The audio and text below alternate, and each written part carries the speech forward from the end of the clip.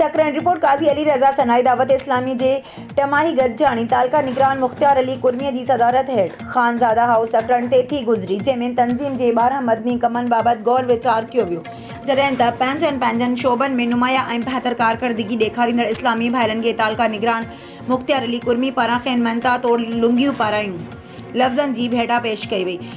मनता माणींदड़नि में हाजी शकील अहमद अत्तारी, कारी फुरकान अहमद अत्तारी, इमरान अली कादरी ऐं जावेद अहमद अत्तारी शामिल हुआ। मनता तकरीब दौरान तालका निगरान ॻाल्हाईंदे चयो त कंहिं बि तंज़ीम या तहरीक जी कामयाबी उन जे वर्करनि जी ख़ुलूस ऐं मिलियल ज़िम्मेवारी पूरी करण सां हूंदी आहे। असीं सम्झूं था त दावत इस्लामी जी कामयाबी जो राज़ बि उहो ई आहे, पर उन हूंदे बि अञा वधीक कमु करण जी ज़रूरत आहे, छाकाणि जो असला उम्मत जो कमु खणो रहियल आहे। गॾजाणी में 15 अक्टूबर खां दावत इस्लामी खे माली तौर सां घारो करण लाइ शुरू कयल